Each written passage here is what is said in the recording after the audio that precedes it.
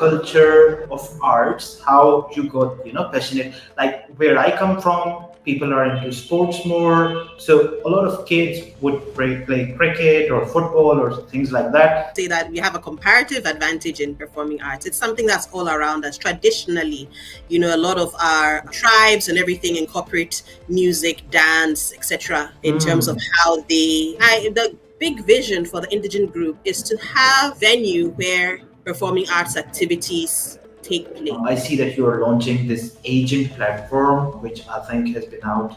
Like, what's the vision behind Ayjunt? How this will help the artist? I had a number of ideas, suggestions coming my way in terms of what Indigen could be. And one of those suggestions had to do with incorporating a technology aspect. And I said, this is just confirmation that that's the direction I go.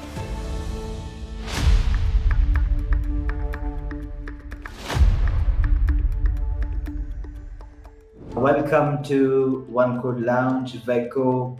Many thanks for doing this. This really means a lot to me and to OneKode. So thanks for doing this. It's my pleasure. Yeah. Okay. So without any further ado, Vako, I want to first go through your background. I want my audience to know like who Vako Ferguson is. To be honest, we know each other through business, right? And I looked up your LinkedIn profile, and it was a long list of jobs and the designations that you held. And it's if we go back to, I think you started as an intern, then in customer service, and then consultant management, and now here you are as a CEO of the Indigen Group. So can you walk us through that journey a little bit, like how these things are related to your career shifts and growth? Yeah. Thank you, Sajad, and it's also a pleasure to have been invited to do this. So, yeah, I mean, I came from a family business background in healthcare. So my father founded a hospital here in Ghana called Nyahu Medical Center, Nyahu Healthcare. So I grew up just being interested or kind of being involved with the family business. So naturally, it seems like you go to school, you are kind of developing yourself in ways that will benefit the business later on. Initially, I'd wanted to be a doctor, but I just pivoted at some point. I said I'd do management. So I started reading Vault's guides and everything about management consulting. I seem to have had some kind of affinity to that subject. And so I went to college, did an economics degree in the US, did a few internships there, Global Business School Network, Management Sciences for Health. And then I came back to Ghana, started working in the family business. As my profile shows, I kind of worked my way up through a lot of different departments, from the billing department to client services. Then we started a business development unit. Everything was in flux. We were still building. Whilst I was there, we actually created our first IT department. So I was kind of in charge of that. So I guess I was one of the younger people in the business. So I guess naturally it's like, let's put her into that. So for the little ways I started getting kind of acquainted with technology just in general. And so somewhere along the line, I also started doing my MBA. It was an executive MBA, so I was still working and doing the MBA at the same time, still in the health sector, So now one thing to note is that all through all of this, I still had my passion. I'll say what was my passion or my love for the performing arts. I've been involved in the creative industry all my life. I've been in choirs, Sunday school choir, teen choir, so I've been that in high school. I did visual arts, drawing and painting. I was also in the drama club. So I had arts that was always a part of me, and I think that's probably what comes most naturally to me. So it's always alongside anything else that I do. So as I was even working in the family business, I kept saying, how can I keep I used to write songs and things like that. What do I turn this into? How do I knew that it wasn't just a matter of just loving this side of me. It's like I need to funnel it through something. I need to make something out of it. So it just so happened that a friend of mine was doing like a church camp, and she wanted to take her teens through drama and things like that, because I love musical theater in particular. I said I'll do musical theater, I'll add music to the drama. And so we worked together to create our first musical in 2012. Subsequently we built up on it, and in 2017 I decided I wanted to stage this. I had actually stopped working in the family business full time by 2016. 2017, that gave me room to say, okay, let me see how far I can take this. I got a consultant who has been in the arts industry here in Ghana, and so she guided me through what it took to actually do a production. So I put all my stories together, and we did our first production in 2017. So at the same time, I was trying to still find consulting gigs, independent consulting gigs. I got certification in one model called the Business Model U. I'm sure many people have heard of the Business Model Canvas. So this is kind of an adaptation of that for the personal side, so for the individual. So I was still kind of working with that, trying to engage people on that. So at the end of the day, I say I have a triple threat. I have my 3 M's, which is management, medicine, and music. So I always combine those three. So right now, I'm still on the board of the family business, the healthcare business. So it's still something that I'm very much involved in. At the same time, I'm pursuing this passion in the performing arts. And then I'm using my management background to kind of support all of these things. So that's just kind of giving you context of how all of these things link together. Yeah. That's actually very interesting, and I'm getting this for the first time. I always thought, okay, Vako is launching this. She's into arts, and she's launching this platform for performing artists, and she's as a CEO. Of course, you're starting a business, you're passionate about it, but what you have explained, it's so diverse and inspiring as well. This I'm curious about this culture of arts, how you got passionate. Like where I come from, people are into sports more, so a lot of kids would play cricket or football or things like that. Is this in Ghana like a cultural thing? The performing arts, the artist is kind of a their national heroes are there in form of artists. How that is? Yeah, I think if I look at Ghana, I would say that I actually always say that we have a comparative advantage in performing arts. It's something that's all around us. Traditionally, a lot of our tribes and everything incorporate music, dance, etc. in terms of Mm, how they, express, their culture. So, yeah. at many functions, whether corporate or whatever, you have an element of performing arts going on. So I Mm, always say it's a comparative advantage we have, because it's something that is so part and parcel of our culture that we even mm, take it for granted sometimes. But when you think about mm, how wide it is in our society, how widespread it is, and something that mm, actually people have naturally coming out of themselves. There are a lot of people who are in the School of Performing Arts in one of our major universities, Legon, and people just have a propensity for the arts. And mm, unfortunately, because we haven't built on that industry as much, they'll get their first degree in something like that, like dance, or but then they end up maybe mm, going into the corporate world, doing accounting, doing something else, because we yeah. haven't built the industry up to a certain level. So I would say Mm, it's just a part of our society. So mm, in church, as I said, I was in the Sunday school choir. It was just the mm. natural thing to do. So Yeah, um, yeah. and so Mm, you have things in school, you have cultural day, you have all these things, variety shows, and people come and they perform. mm, So it's something that is not strange, and it's just another avenue that many people take, outside of mm. sports or whatever it is. And I think it's something we are particularly good at anyway too. So Mm. Yeah. Sort of a thing that comes naturally to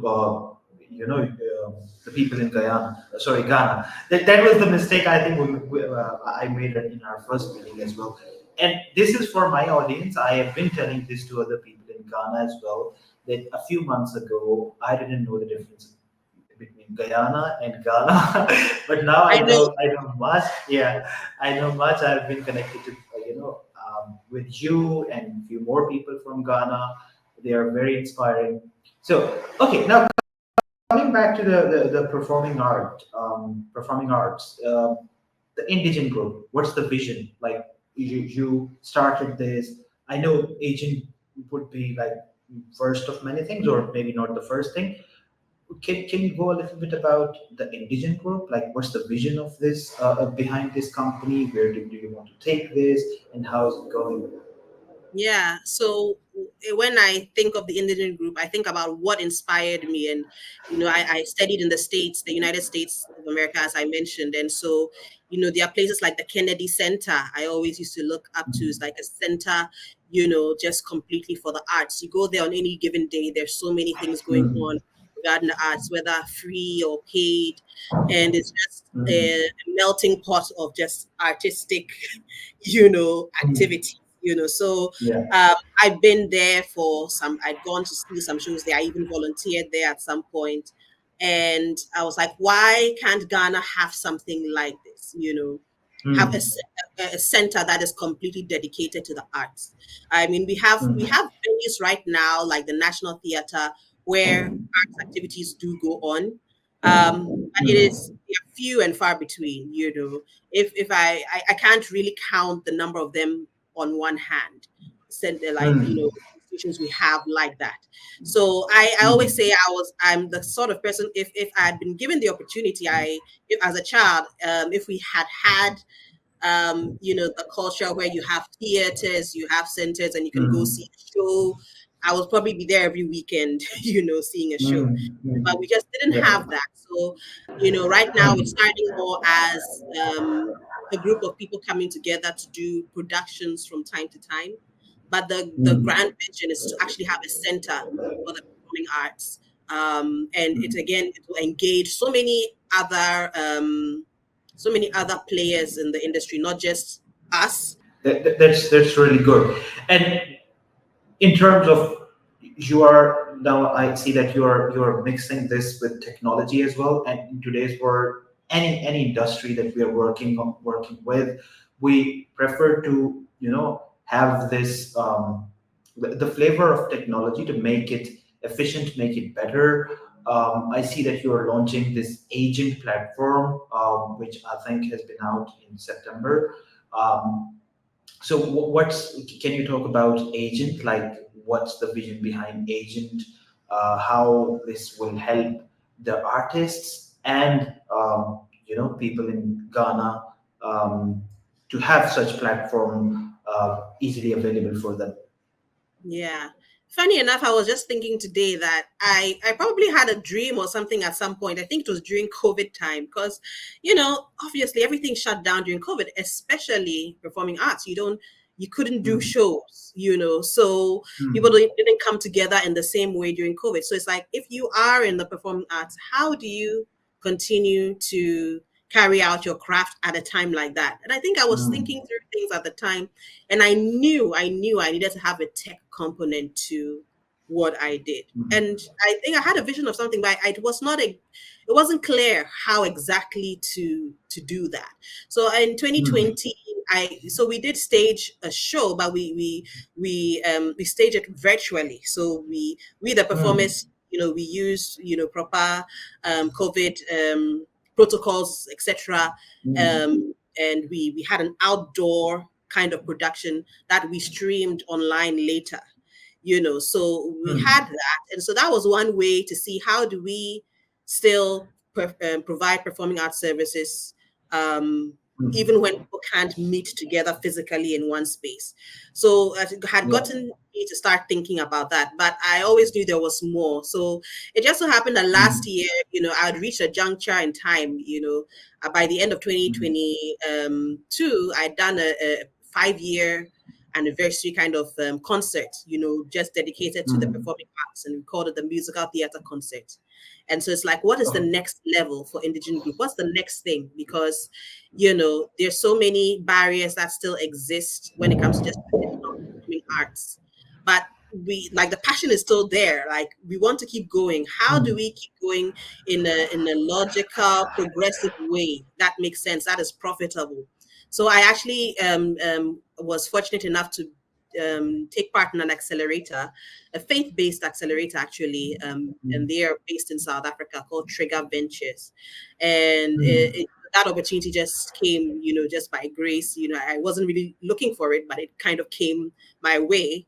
And so I decided to take part in that. And I had a number of ideas, suggestions coming my way in terms of what Indigen could be. And one of those suggestions had to do with incorporating a technology aspect. And I said, this is just confirmation that that's the direction I need to go. So I began to start thinking. I mean, I actually didn't have the answer still, even though someone said this. But even after I left the program, I started, and there were others. Fortunately, there were others in the program that had businesses that were tech related businesses. So I was engaging everybody. And so there was actually one person whose business I thought, he had a version of something I thought could be possible for my business, but related to food. So his area was centered around food. And I said, what if I carried this concept to the performing arts? So we started talking to see what was possible, but that actually, it just gave me the foundation in terms of how to start thinking about incorporating technology. So I thought a bit more about what exactly I needed, and I realized that there was a gap in the market, that there are a lot of performers, outside of doing their own shows, etc. What is it that they do? They go to perform at events, and there's an event happening every weekend. How do people get to know they exist? Word of mouth. And I said there has to be something more. It has to be something that brings it all together a bit more easily and accessibly. And I said, that's technology. What if we had a database, a repository of all the talents, all the performing artists that are out there? You as a client, potential client, can go look for them, and if it meets your needs, you book them. So I said, the exact thing we need to do. It makes perfect sense. And I had started thinking ecosystem building. The Trigger Ventures, the accelerator I was in, it was all about, how do we enable the entire ecosystem? So not just my business, but, there are other players in the industry. And it's like, I believe this passion or this calling is not just meant for me. It is, it's something that's supposed to have an impact on a wider society. So it's not just about me, basically. So what I'm doing is meant to help, like, basically everybody in the industry, once we are able to establish the value. So, I mean, the idea came, I had a friend who I just thought about, because she had also started a tech business. She's based in the US, but she has introduced a tech here in Ghana. And I decided, let me just give her a call. And we got to talking, and she was trying to support me, give me some ideas. And she mentioned Bubble. There's an app called Bubble that you may want to think about, but it's the learning curve if you're not really a tech person, but you can still get this. So I checked Bubble out, and I said, no, I really can't, start learning this right now. And then I saw another section which said hire a developer, and so I went through that process. And I think that's what led me to you, so we got to talking, and it's like you caught the vision immediately, and you were even able to put the correct language to what I was trying to do. I didn't even know that this is called a marketplace. What I'm trying to do is a marketplace. That was actually something I learned, and so there was a lot I didn't know. I just knew this is an idea. This is something that makes sense to me. So at the time, I didn't even know what existed like that. And then you pointed something out to me. I did more research, and I realized that there's actually a lot out there that is actually serving this exact purpose.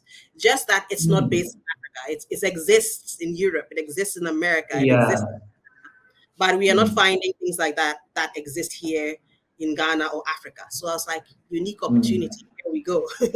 Yeah, yeah, yeah, yeah, exactly. Yeah. That's really interesting. I believe whenever you are doing something in an industry or at a place where you see a gap, that's what I think entrepreneurs and leaders, business leaders are trying to do, right? So you see that, okay, this sort of thing exists in different places like in US, in Europe, but not in Africa, and especially Ghana. Now there could be multiple pathways. I think the first thing that would come to your mind is, okay, whatever they are doing, just see that, copy it, right? Because they are already too advanced. To give you an example, we were building this localized maps version of, you could say, Google Maps.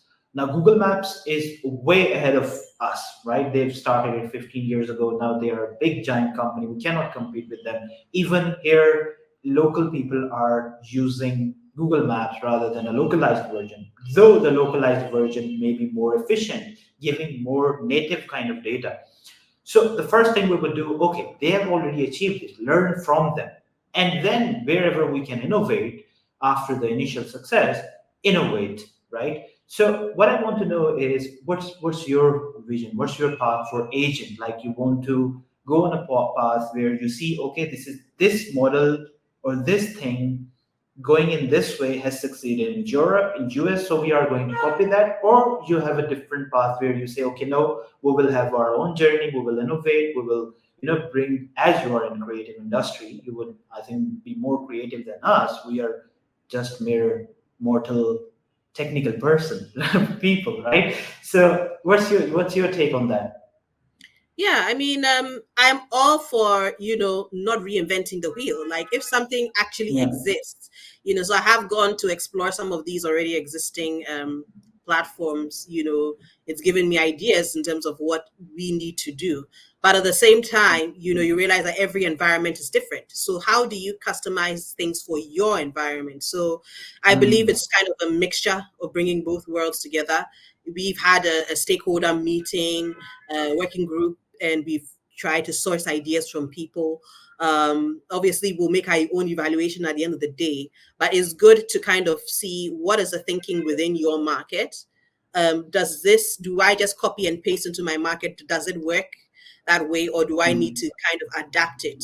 So Mm. right now we're kind of seeing more of an adaptation based on where people are. Are people ready to pay monthly for Mm. this, or do they want some kind of alternate arrangement? So you kind of have to explore a variety of options, based on your environment. But again, you do need to look at the templates that are already out there. So for Mm. us with Agent, we want something that, and I think we've already positioned it as an Africa, you know an Africa-wide platform. We see it not just being relevant to Ghana, but being relevant to Mm. all countries in Africa and beyond. Where else it Yeah. does exist, or where the markets are similar. So um, we are still on that path. We're starting from Ghana, but we do plan Mm. to make inroads in other economies as well. So, Hmm. Yeah, and I believe because I'm on boarded, or you could say I've been with you on this agent journey from day one. So I know what technology we have implemented. But in terms of technology, when I see ahead, I see a lot of opportunities, especially with AI and other technological advancements. You are in performing arts, and you right now you're building this marketplace and you're growing every day. But in your technological path, what are you thinking? Like, what kind of tools you can build for these, maybe that can help the artists, or maybe help somehow the event organizers? What are you thinking about that? What's your vision on that? so basically, I think we want to create accessibility. That's one thing. We want to be able to locate kind of the best fit perform on. So it's a two-way platform. Obviously, clients Mm. are looking for the best fit performers for their events. Performers are also looking for the best fit clients for what they have to Yeah. offer. You know, so I mean, if we're talking about AI and things like that, there should be a way to properly match interests. You know, so it's not Mm. just about a client maybe going to create an event and, you know, looking like waiting for you know, performers to actually, you know, subscribe or request to perform at Mm. the event. You know, there should be some kind of, as you're rightly saying, AI component or something that on the back end that is able to match or suggest performers Mm. to clients, you know, and performers as well when they are maybe looking for potential gigs.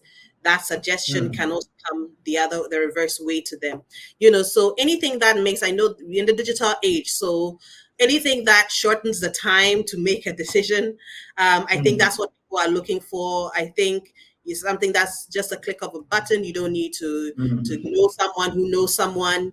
You know, you just get onto this platform, you specify Mm.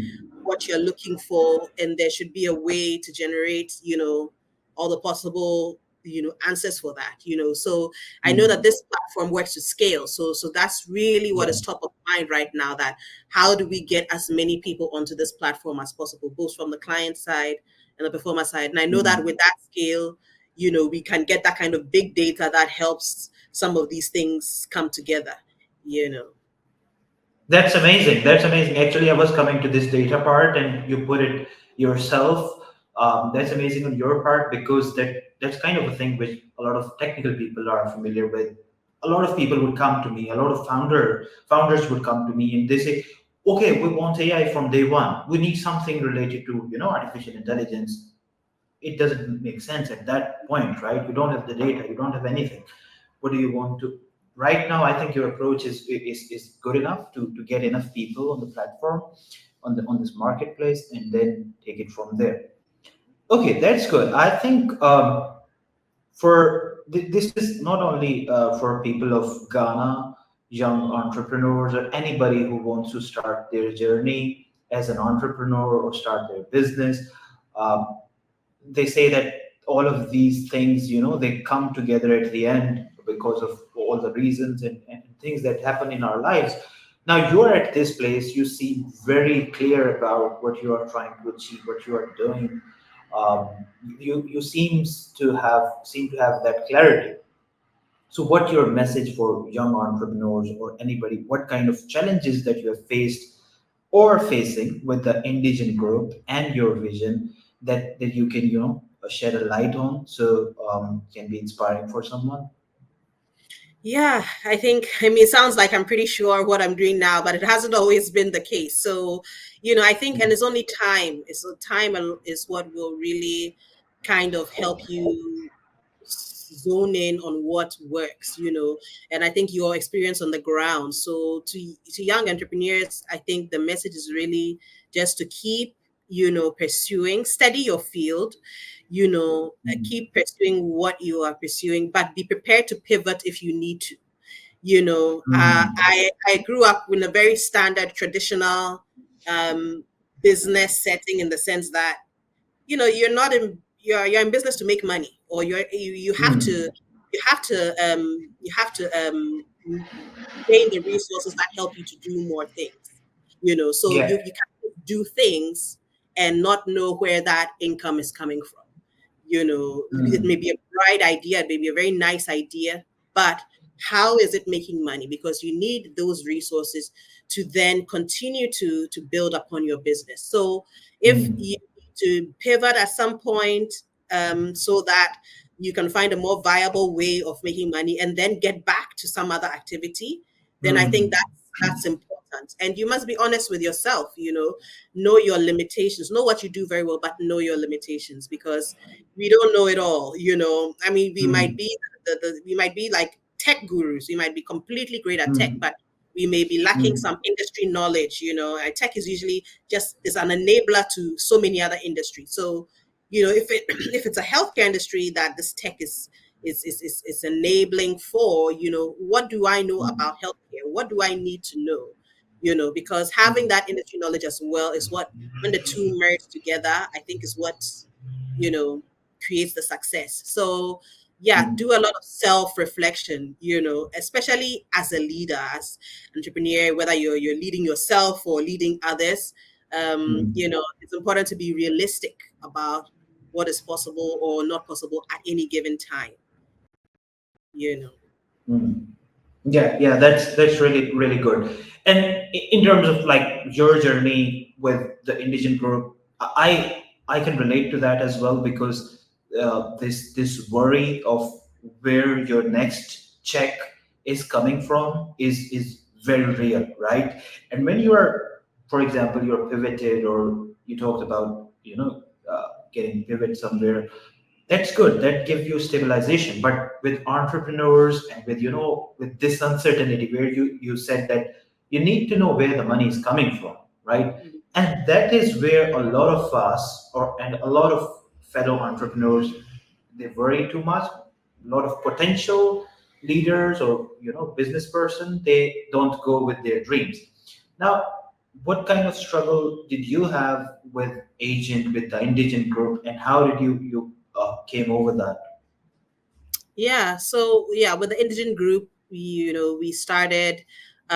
So I think a lot of times you kind of overestimate your revenues, and Mm, underestimate your costs, but you need to do the opposite. You need to underestimate your revenues and overestimate your costs. mm, That will get you to a more realistic, you know, sense of how things will pan out. Because I remember how much I anticipated for my first show, and I probably got, yeah, a quarter of that or less, So, yeah, um, so I think it's for Indigen Group per se, you kind of you realize that, especially the arts in general. I mean, the arts is a difficult space to do business, because mm, it's not the traditional business. When you think about the performing arts, it's not one of the industries that we consider as traditional business. I mean, when you as a child want to go into your arts, your parents are likely going to try and steer you away because it's like, is that an area that makes money? Like, isn't it something yeah, that's for fun, yeah, versus career? So there's still a lot of convincing that has to take place in society in general, just to know that the arts is a legitimate, um, mm, area that people study for. mm, It provides skills that are unique to yeah, artists that others can't, achieve, just like engineering or any other field. And so at the end of the day, one has to be compensated for that work, So, but mm, somehow there's still a very loose view about what the arts are. So that's one hurdle already to overcome. So sometimes when mm, we're doing a production, people probably don't think you need to pay that much for it, but look at what goes into doing production. You need to hire set designers, stage managers, choreographers, lighting and mm, sound professionals.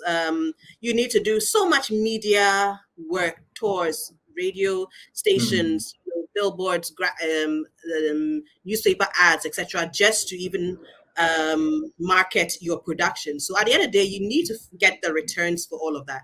So if people start mm, seeing it as a traditional business as it actually is, I mean, the cost going into it is just like any other business.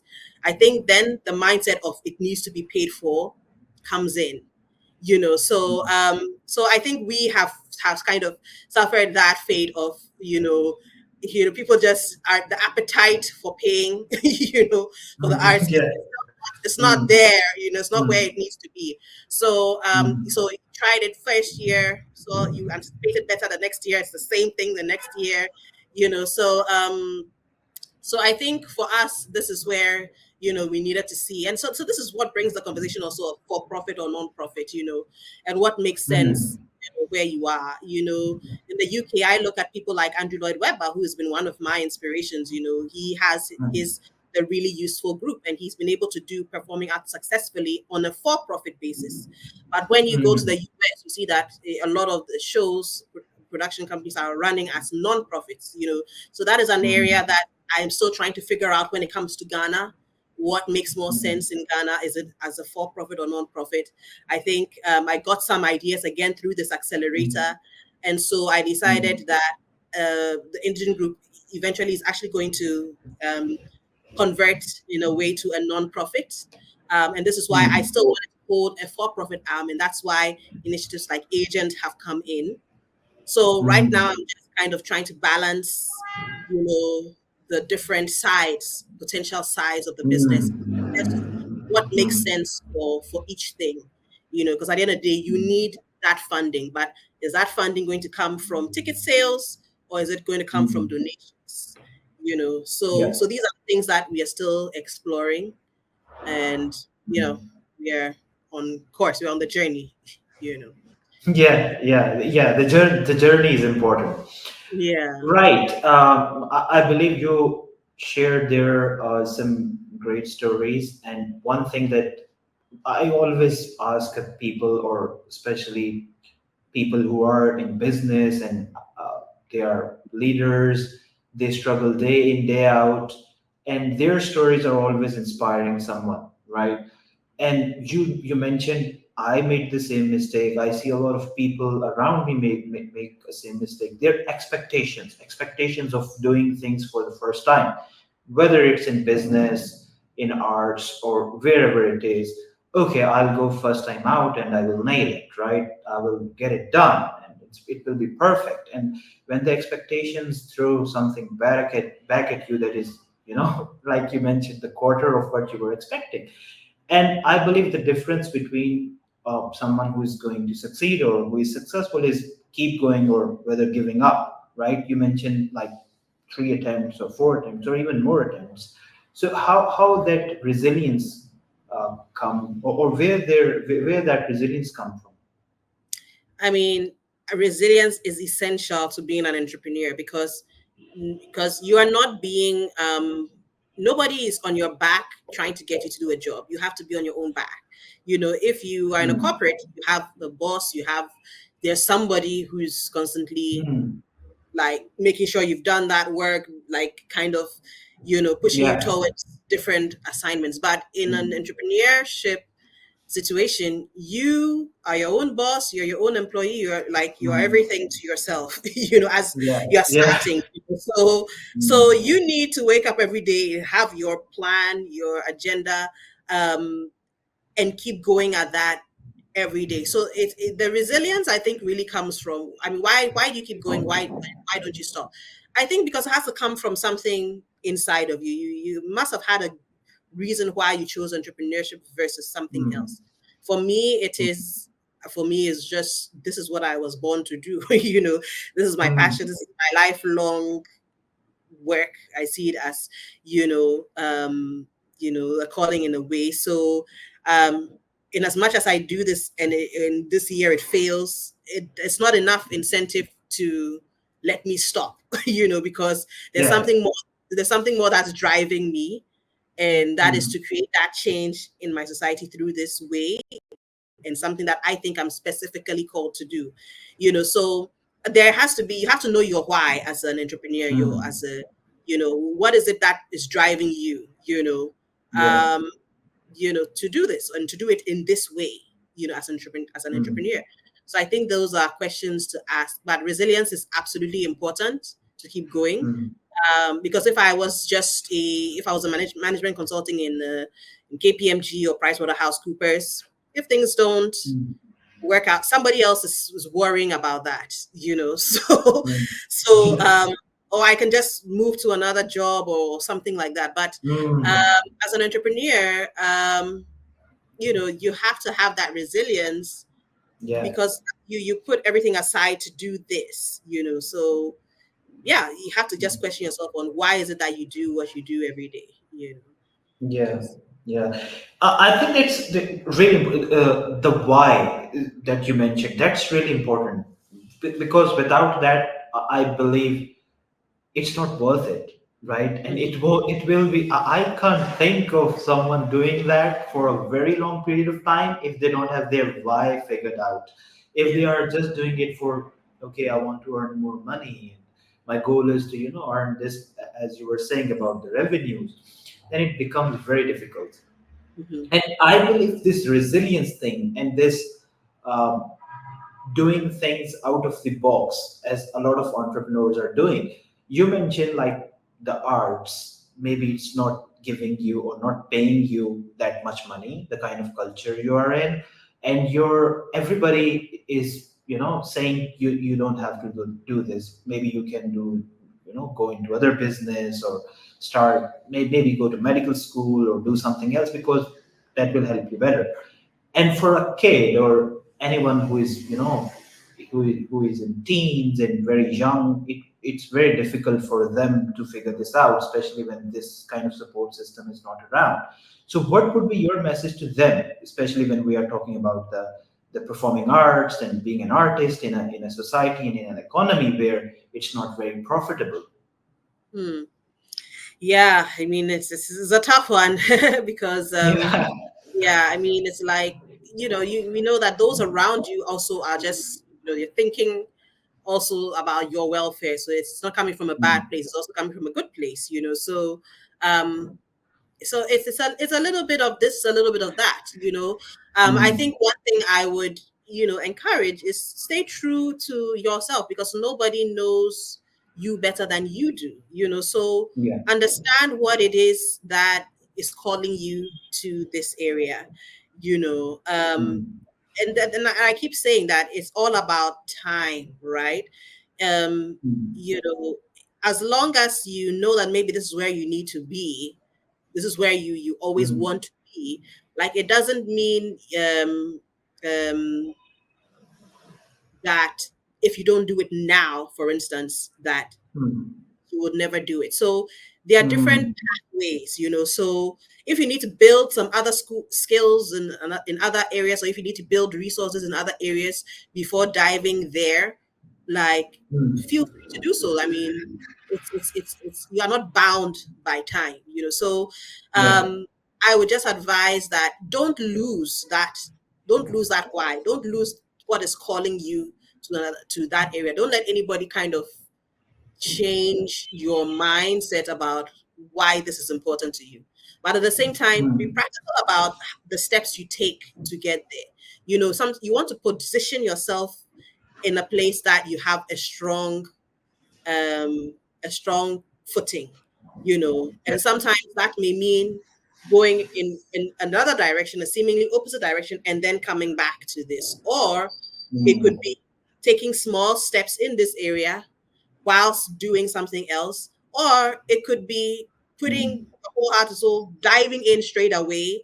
Um, mm, so there are different ways, to get to your why, but for me, it's like it's important not to lose that, because not everybody, as you rightly said, Sajad, that not everybody mm, has, and I call it a privilege, to really mm, know very certainly that I am passionate about this, and I want to do this for the rest of my life. And so um, mm, it's a very unique gift to actually be so certain about something. So I don't think if you are in that position, you should let anyone take that away.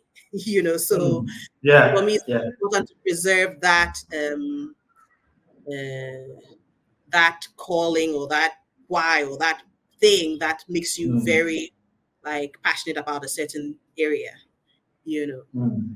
That's great. That's great. And I believe the the key point from this discussion and what you are saying, especially for someone, I work a lot with young people, and the thing that's pretty common, I think the talent is there, the education is there, genius is there. The only thing that is not there is patience.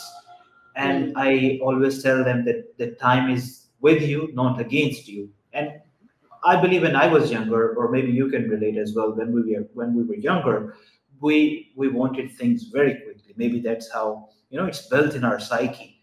Okay, well, I want quick results. Short-term gratification. That's how we need it. So that's a really really good point. That the patience and thinking that time is on my side. At the end I'll figure it out. And I think the icing on the cake would be I love this quote from Steve Jobs that you can only connect the dots looking backwards, right? You cannot you cannot connect them looking forward. So that's really really good. Okay, that's amazing. Now coming back to the agent, you also mentioned in terms of economy that in Ghana, in a place like Ghana, you haven't or people haven't built this industry in a way that is profitable. Like we could say to our kids, okay, you can go to art school because there is a lot of money in it. Where do you think that is coming from, and how the Indigen Group or this initiative, the agent, can help with that? What's your vision on that? Yeah, so for me, with the Indigen Group and Agent, the whole idea is how do we kind of legitimize this as a viable industry?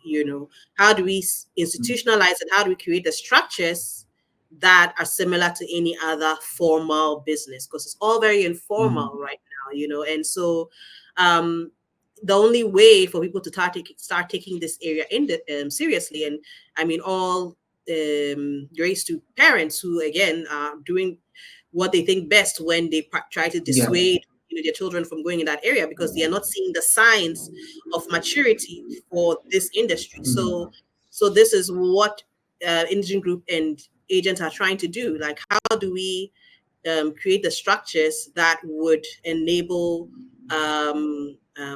parents or whoever to feel more comfortable if their kids say they're getting into this industry. So even with platforms like Agent, we have this due process, obviously, for how clients book performers, how they get paid. Everything is ordered. mm, There are set times, there are set dates.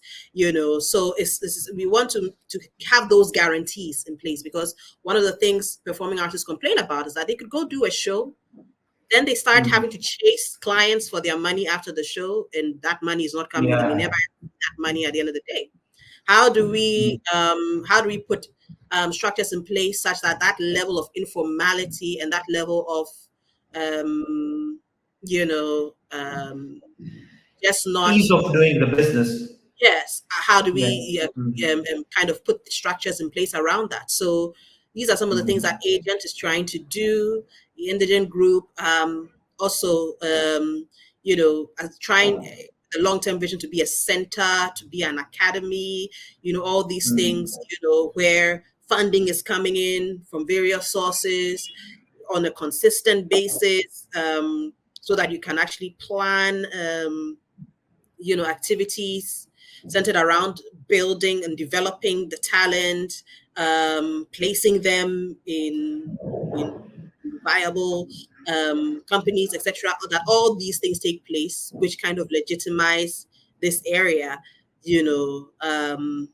And these are the things Indigen is trying to do. Because my alma mater, for instance, my high school, like this, as I mentioned, I was in the drama group and everything. Um, you know, if I wanted to continue, performing arts in a way, there would be nowhere for me, or very few places I could look within Ghana. I'd have to start looking outside of the country, you know. Um, and so these are some of the gaps we are trying to plug. How do we Mm. encourage more activity in this space on a more, so that even when people are coming out of high school, this is an avenue that is viable for them. You Yeah, while you were explaining this, I thought of loading this on the screen. Now, I believe this is the point of great inspiration and great motivation for anybody, any young kid in Ghana.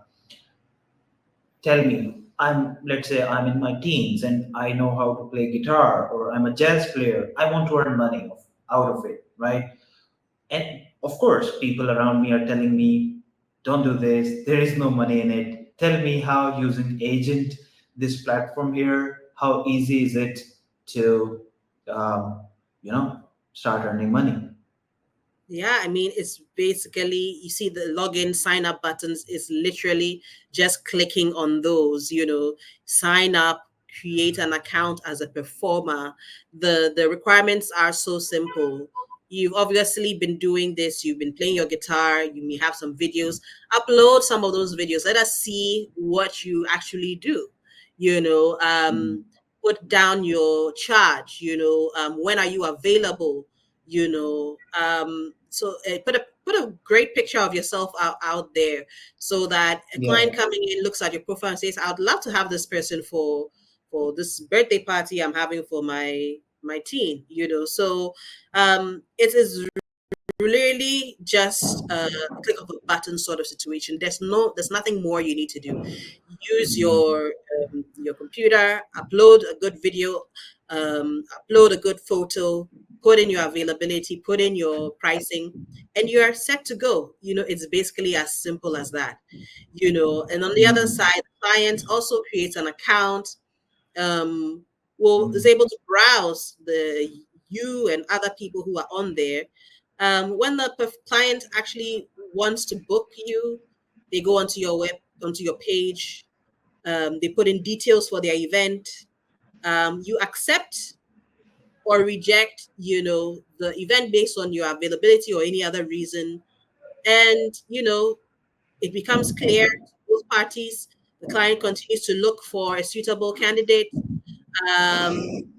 It's just as simple as that. You don't actually even need to you don't need a third party. Well, this is the third party. I wouldn't even call it a third party. This Yeah. is the way you engage. This is the way Yeah. you actually speak to each other. So, and it's all in Yeah. the comfort of your own home. You don't need to go anywhere to meet anybody.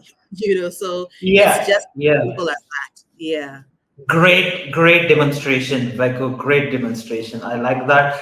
And I see 6 steps to start earning, right? For any young artist, I think that's what you need. And in a space or in a community where you don't have such things, if you've got that thing, I think it could change so many lives. So it's really inspirational as well. So that's good. That's really great, Veko. I Yeah. say it's a great initiative, and I wish you guys a lot of success, because if you succeed, we succeed. Yeah. So so so we are that's, glad to have yeah. you as partners, and yeah, thank you for supporting our vision and also trying to highlight it on your platform. So we're grateful for that too. Yeah, because we want to be part of as many success stories. So, yeah, that's why. Okay, fun thing at the end. What's your favorite musical performance? I know that you love arts, and you must have, a lot, have seen it or listened to it or watched it. So, what's your favorite musical performance of all time? Of all time,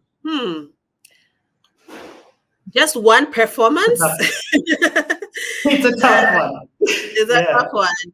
Um, Maybe you can name more, because I know it's hmm, to filter one out. It's very difficult. yeah. Well, I know who my favorite performer has been throughout the Mm, ages. Um, mm, I actually just heard her on the radio yesterday randomly. Um, and okay, I would say that. So I grew up kind of, for some reason I got introduced to her because my father was a lover of the arts, so he used to record concerts and performances and things like that. So I discovered her mm. because of old tapes my father had, and this is Okay. Barbara Streisand, and so Mm, I watched a lot of her concerts growing up. Sometimes, I mean, I was mm. so obsessed that sometimes even before school I would play a little bit of her concert, before going to school. Nice. So, That's mm, so I think one of them that really had an impression on me was a concert she had singing with herself. So, she mm, has one musical that she did. She actually produced. So what's one thing I love about her? She's not just a singer; she's a writer, producer, director. mm, So she has a musical called mm. Yentl, and this is the one that she did all of that for. directed, produced, sang it, acted in, all of that.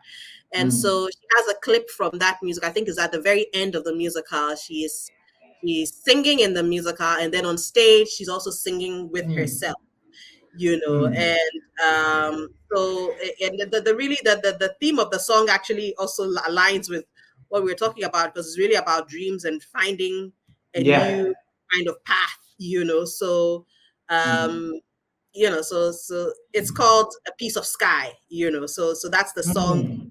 sings. It's at the end of her musical Yentl.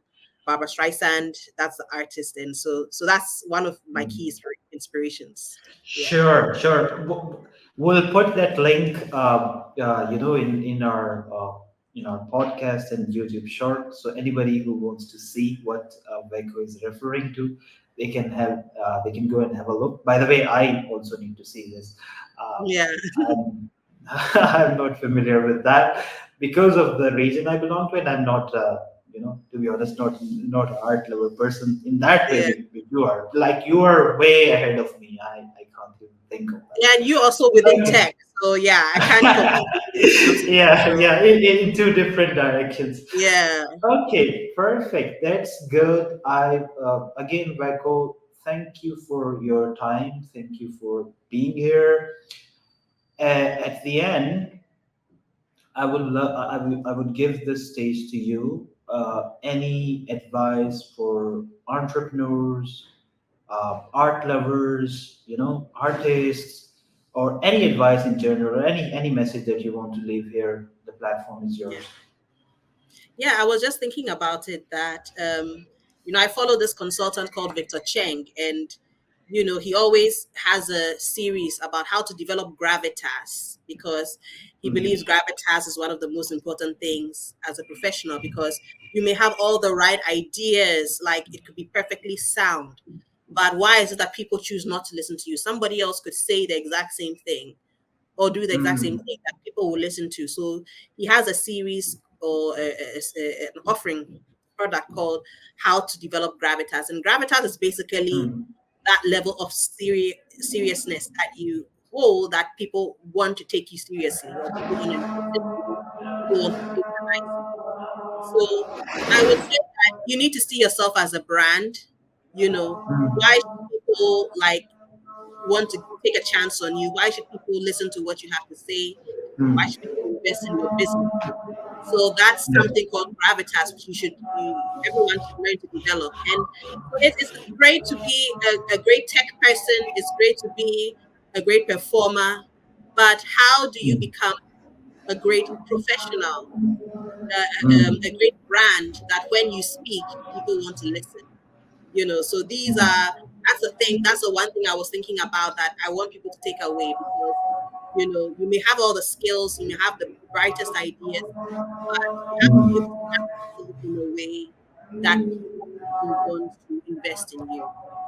So that Yeah, yeah. I think that's a great message for for anyone and everyone, because at the end of the day we want people to listen to our ideas, and that's what business is, that's what everything is. Even a great artist would want that when he's performing, everybody should be Hmm. listening and applauding it. And with context to business, I think it's really important. I think that's the soul of marketing and brand development and everything related to it.